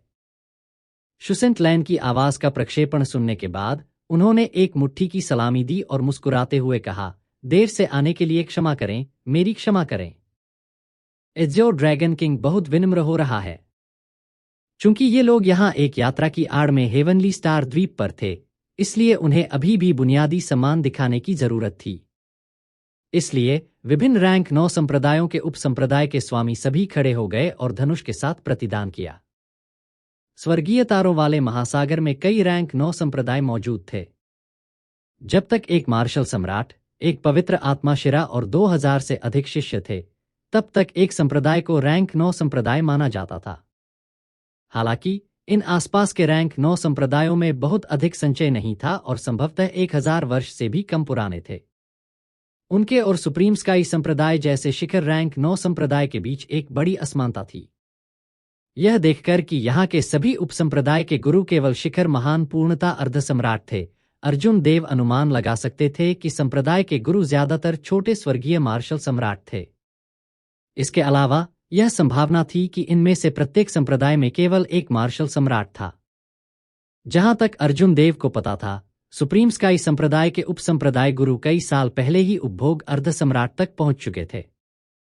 पिछले संप्रदाय मास्टर ग्रेटर हेवनली मार्शल सम्राट के लिए आगे बढ़ने के बाद सेवानिवृत्त हुए और कई मजबूत सुप्रीम एल्डर्स भी थे। सुप्रीम स्काई संप्रदाय के पास 10,000 वर्षों में निर्मित गहरे संचय थे। अर्जुन देव बड़े कदमों के साथ आगे बढ़े और बीच में बैठ गए। फिर उसने दोनों हाथों से चाय का प्याला उठाया और उदासीनता से कहा, क्षमा करें, हेवनली स्टार आइलैंड अभी अभी कठिनाई के समय से गुजरा है और उसके पास हर किसी का मनोरंजन करने के लिए कुछ भी अच्छा नहीं है। आइए प्रत्यक्ष बने। यहां आने का अपना उद्देश्य बताएं। इस हाव भाव ने दोनों तरफ कुर्सियों पर बैठे कई बूढ़े लोगों को स्तब्ध कर दिया। आमतौर पर जब मेजबान ने दोनों हाथों से चाय का प्याला उठाया तो इसका मतलब था कि वे मेहमानों को विदा कर रहे थे। इसके अलावा अर्जुन देव के शब्दों के आधार पर यह स्पष्ट था कि उनके पास सौहार्द के इस खेल के लिए कोई धैर्य नहीं था और उनका साथ खेलने का इरादा नहीं था। विशाल खाली हॉल तुरंत खामोश हो गया। शुसेंट लैन मन ही मन हंसा। यह वास्तव में अर्जुन देव थे। यह जानते हुए कि ये लोग अच्छे इरादों के साथ नहीं आए हैं, उन्होंने कोई दिखावा नहीं किया और आश्चर्यजनक तरीके से अभिनय करते हुए सीधे मुद्दे पर चले गए। हाँ, अप्रत्याशित रूप से इतनी कम उम्र में एज़्योर ड्रैगन किंग में पहले से ही ऐसा स्वभाव है। इससे आपका क्या मतलब है? चाय भेंट करके अतिथि को विदा कर रहे हैं, अर्जुन देव से सबसे दूर दाहिनी ओर एक भूरे वस्त्र पहने बूढ़े व्यक्ति ने मुस्कुराते हुए पूछा। शुसेंट लैन ने एक आवाज प्रक्षेपण भेजा। यह फायर बीकन संप्रदाय के उपसंप्रदाय के गुरु कविराज हैं। वह एक अविश्वसनीय व्यक्ति हैं। उनके हथेलियों के प्रहार बहुत शक्तिशाली हैं और हमारे समुद्री क्षेत्र में बहुत प्रसिद्ध हैं। अर्जुन देव इस बात को समझ गए थे, लेकिन फिर भी उन्होंने इस व्यक्ति से खुद को परेशान नहीं किया। उन्होंने उदासीनता से जारी रखा, हेवनली स्टार आइलैंड ने अभी अभी कुछ कठिन समय का सामना किया है, लेकिन हम संघर्ष को हल करने में कामयाब रहे और अपने सभी उपग्रह द्वीपों को वापस ले लिया। मैं इस बारे में बहुत स्पष्ट हूं कि आप यहां किस लिए हैं। चूंकि तुम यह कहने को तैयार नहीं हो, इसलिए मैं यह तुम्हारे लिए कहूंगा। इसमें कोई संदेह नहीं है कि आप यहां हमारी परीक्षा लेने के लिए हैं, यह देखने के लिए कि क्या मैं, अर्जुन देव, इतनी जमीन पर कब्जा करने में सक्षम हूं, यह देखने के लिए कि क्या आपके पास अपने लिए कोई लाभ प्राप्त करने का कोई अवसर है। सभी के हाव भाव जम गए। अब जब अर्जुन देव ने अपने इरादे बताए तो वे कुछ असहज महसूस कर रहे थे। केवल फायर बीकन संप्रदाय के उपसंप्रदाय के गुरु कविराज ने जोर से हंसते हुए कहा, एज़्योर ड्रैगन किंग मजाक कर रहा है। हम फायर बीकन संप्रदाय सहयोग के बारे में बात करने के लिए यहां हैं। अर्जुन देव ने ठंडी मुस्कान के साथ पूछा, क्या सहयोग? उन्होंने कहा, स्वाभाविक रूप से एक ऐसा सहयोग जिससे दोनों पक्ष लाभान्वित हो सकते हैं। मेरा मानना है कि नष्ट हुए हेवनली स्टार सिटी के पुनर्निर्माण के लिए आपको बड़ी मात्रा में संसाधनों की आवश्यकता होगी। मैं यहाँ फायर बीकन संप्रदाय की ओर से एज्योर ड्रैगन किंग को पैसे भेजने के लिए हूँ। कविराज के बोलने के ठीक बाद उन्होंने अपना हाथ बाहर फेंक दिया और उनकी स्थानिक अंगूठी से काले सूक्ष्म सिक्कों का ढेर उड़ गया। सिक्कों की संयुक्त चमक चमकदार लग रही थी। उस ढेर में लगभग 5 मिलियन काले सूक्ष्म सिक्के होने चाहिए। यहां 5 मिलियन काले सूक्ष्म सिक्के हैं। हमारा फायर बीकन संप्रदाय एज्योर ड्रैगन किंग से ब्लैक फ्लेम आइलैंड खरीदना चाहता है, कविराज ने लापरवाही से कहा। ब्लैक फ्लेम आइलैंड को 5 मिलियन ब्लैक एस्ट्रल कॉइन के लिए खरीदने की कोशिश करना बस दिन के उजाले में डकैती थी। Bang bang bang. कविराज को अपने इरादे जाहिर करते देख अन्य 8 बूढ़ों ने भी अपनी चाल चली। हॉल में काले सूक्ष्म सिक्कों के ढेर दिखाई दिए, कुल 45 मिलियन काले सूक्ष्म सिक्के। इन लोगों में वास्तव में असाधारण भूख थी। मुख्य द्वीप के अलावा वे अर्जुन देव की अधिकांश भूमि पर कब्जा करने का इरादा रखते थे। 45 मिलियन ब्लैक एस्ट्रल सिक्के एक बड़ी राशि थी। एक चरम उपभोग अर्ध सम्राट के पास केवल इतना ही होगा। यह भी संभावना थी कि एक कमजोर रैंक 8 संप्रदाय के पास इतनी संपत्ति नहीं होगी। एक साधारण उत्कृष्ट प्रतिभा के लिए इस तरह के धन के सामने शांत रहना मुश्किल होगा। यह उन्हें अभिभूत करने के लिए पर्याप्त होगा। लेकिन अर्जुन देव कौन थे? उन्होंने ड्रैगन गेट ट्रेजर ट्रोव में 1 अरब ब्लैक एस्ट्रल सिक्के भी देखे थे। यह छोटी सी राशि तूफान की तुलना में बूंदाबांदी की तरह थी। ये लोग अर्जुन देव को पैसे से धमकाना चाहते थे, उनकी प्रदत्त भूमि के उपग्रह द्वीपों पर कब्जा करने के लिए उन्हें चकित करना चाहते थे। यह एक बेहतरीन रणनीति थी। यहां तक कि अगर मार्शल गॉड पैलेस ने जांच की तो वे किसी भी गलती से इनकार कर सकते थे, यह कहते हुए कि उन्होंने इसे पैसे से खरीदा था। उस समय मार्शल गॉड पैलेस केवल अर्जुन देव को ही अक्षमता के लिए दोषी ठहरा सकता था। हालांकि अर्जुन देव के सामने धन फेंकने की कोशिश करना बच्चों के घर खेलने जैसा था, एक प्रफुल्लित करने वाला दृश्य। कविराज की आंखों में उपहास चमक उठा। यह सिर्फ एक युवा बव्वा है और वह हमारे अनुभवी लोगों के समूह को चुनौती देना चाहता है। कितना भोला! कविराज ने अपना चाय का प्याला नीचे रखा और बिना किसी जल्दबाजी के कहा, मेरा मानना है कि एज्योर ड्रैगन किंग ने पहले इतना पैसा नहीं देखा है। इतने पैसे के साथ आपके लिए हेवनली स्टार सिटी को 3 बार फिर से बनाना पर्याप्त से अधिक है। जब अर्जुन देव ने यह सुना तो वह हंसने से खुद को रोक नहीं सके। पैसे के साथ प्रतिस्पर्धा करने की कोशिश कर रहे हैं, इससे ज्यादा मजेदार और क्या हो सकता है। पैसा नदी की तरह बहता और बाहर निकल जाता था। ड्रैगन गेट ट्रेजर ट्रोव में संसाधन प्राप्त करने से पहले ही अर्जुन देव के पास पहले से ही उससे पहले की तुलना में अधिक काले सूक्ष्म सिक्के थे। इसके अलावा उन्होंने पहले ही ड्रैगन गेट ट्रेजर ट्रोव के सभी संसाधन प्राप्त कर लिए हैं।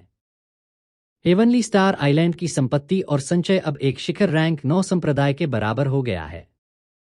यदि उस राजा आत्मानस को शामिल किया गया था तो स्वर्गीय तारा द्वीप एक पवित्र भूमि को भी टक्कर दे सकता था। तुम किस पर हंस रहे हो? अर्जुन देव की मजाकिया हंसी पर कविराज को किसी कारण से गुस्सा आया।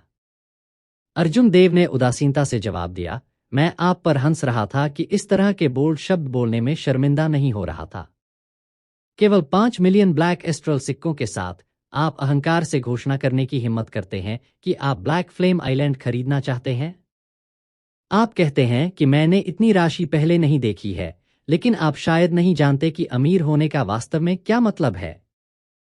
कितना घमंडी! आप संभवतः कितने काले सूक्ष्म सिक्के निकाल सकते हैं? आप।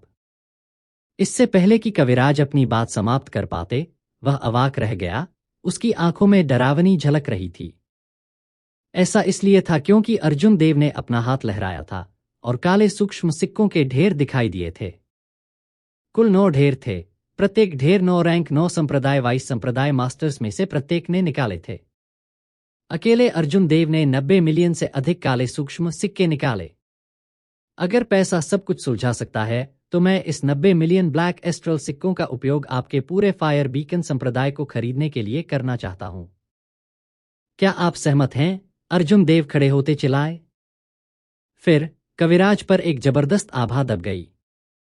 9 बूढ़े लोगों ने घुटन महसूस की, कुछ समय के लिए स्पष्ट रूप से सोचने में असमर्थ, कुछ हद तक खुद पर नियंत्रण खो दिया। मूल रूप से इन उपसंप्रदाय के आचार्यों ने अर्जुन देव की इच्छा को अभिभूत करने के लिए काले सूक्ष्म सिक्कों की इस काफी राशि का उपयोग करने की योजना बनाई थी। कौन कल्पना कर सकता था कि वह चीजों को बदल देगा और इसके बजाय उन्हें झटका देगा? हॉल शांत हो गया। अर्जुन देव ने अब गति में बढ़त बनाए रखी। कविराज का रंग लाल और हरे रंग के बीच बदल गया क्योंकि वह वहां बैठा था और बहुत उदास और घुटन महसूस कर रहा था। वह नहीं जानता था कि अर्जुन देव की बातों का जवाब कैसे दे। लानत है। कोई फर्क नहीं पड़ता कि आप क्या कहते हैं, आपको ब्लैक फ्लेम आइलैंड को मेरे फायर बीकन संप्रदाय को बेचना होगा, चाहे आप इच्छुक हों या नहीं। कहने के लिए कुछ और सोचने में असमर्थ, कविराज ने सौहार्द के सभी दिखावे को त्याग दिया। अर्जुन देव मंद मंद मुस्कुराया और भी शांत हो गया। फिर वह धीरे से नीचे चला गया और शांति से पूछा, क्या गलत है?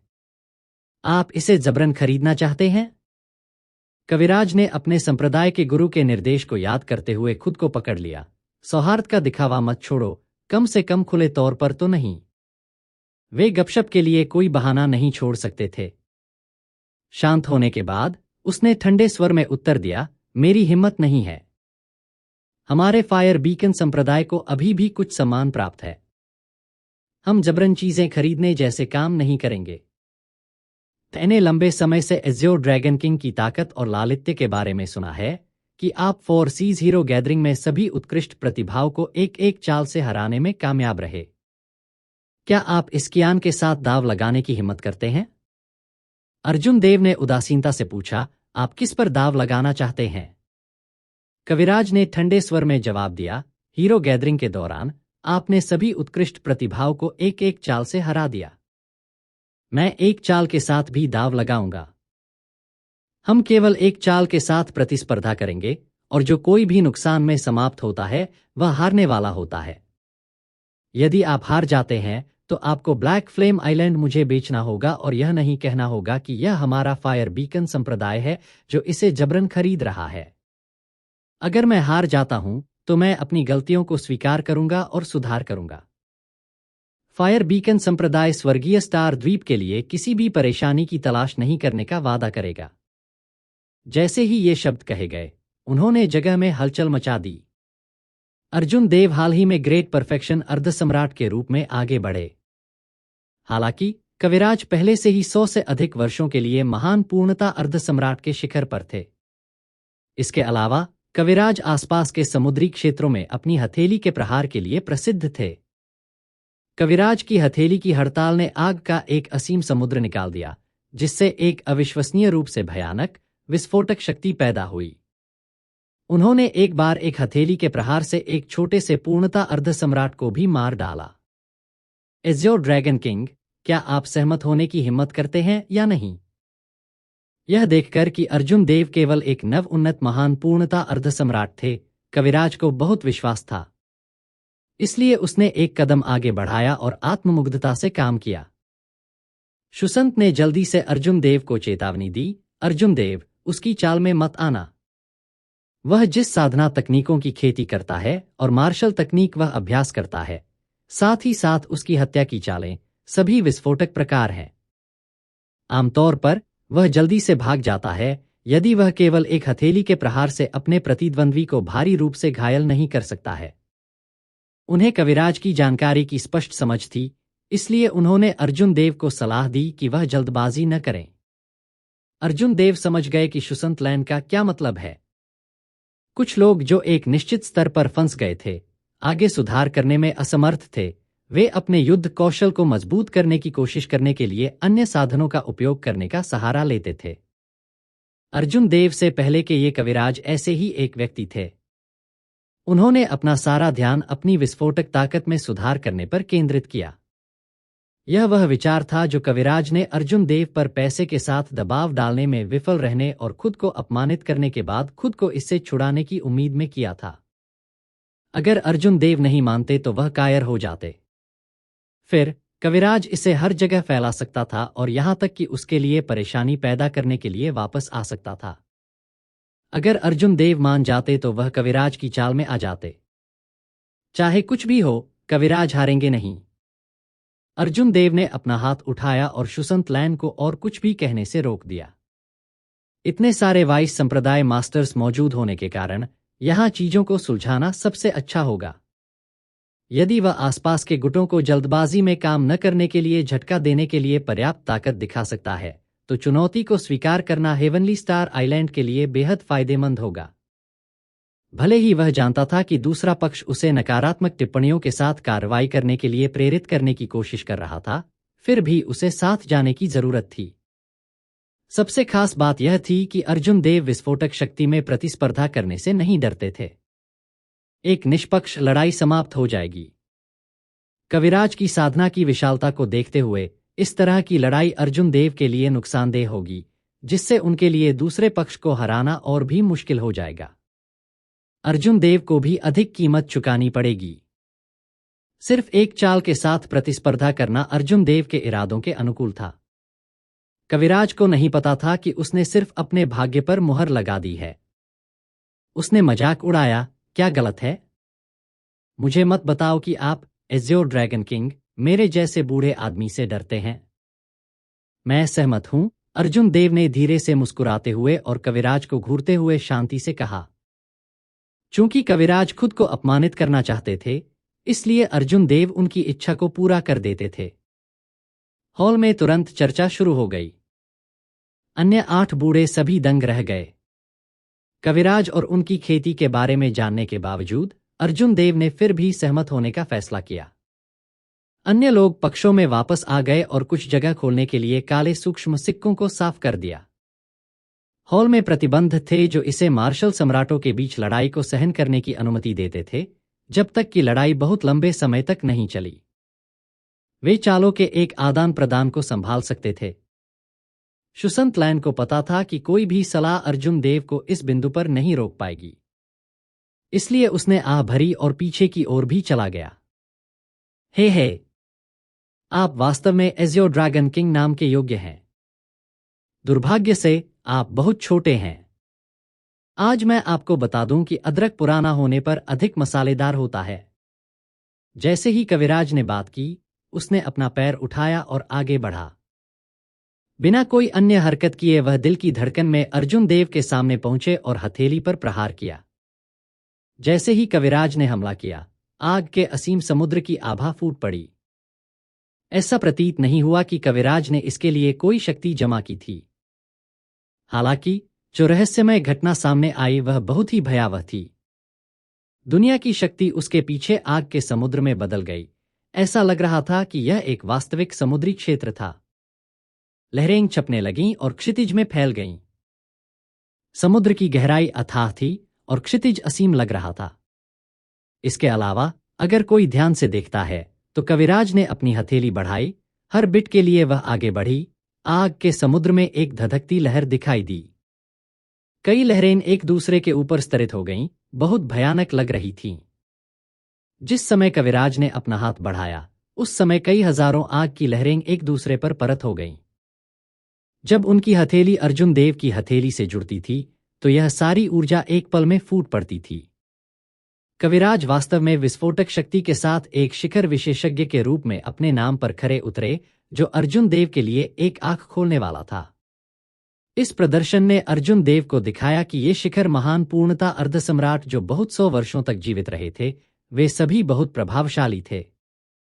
फिर भी यह कदम अभी भी अर्जुन देव को हरा नहीं पाएगा। एक विचार के साथ ड्रैगन के आकार की स्वर्गीय सील स्पंदित हो गई और अर्जुन देव के शरीर में 10,000 स्वर्गीय नियम बिना किसी देरी के तुरंत सक्रिय हो गए। दुनिया की शक्ति को चलाने वाले 10,000 स्वर्गीय नियमों के परिणामस्वरूप होने वाली रहस्यमय घटना अर्जुन देव के शरीर से 10,000 सच्चे ड्रैगन की तरह थी, जिससे उनके पीछे की दीवारों में दरारें दिखाई देने लगीं। अर्जुन देव की चाल से रहस्यमय घटना के साथ एक इमारत में दरारें दिखाई दीं जो एक अर्धसम्राट के हमलों का सामना करने में सक्षम होनी चाहिए। सफेद मल्टीफ्लोरा गुलाबों के बीच शोक की आभा हॉल में फैल गई क्योंकि एक लाल रंग का चांद हवा में उड़ गया। अर्जुन देव ने कविराज के इस कदम का जवाब 1000 साल की मौत से किया। बूम! जैसे ही दोनों हथेलियां आपस में टकराईं, हॉल की छत उड़ गई और चूर्ण में बदल गई। दो हथेली के हमलों के बाद के झटकों से विनाशकारी शक्ति हर किसी की अपेक्षाओं से कहीं अधिक थी।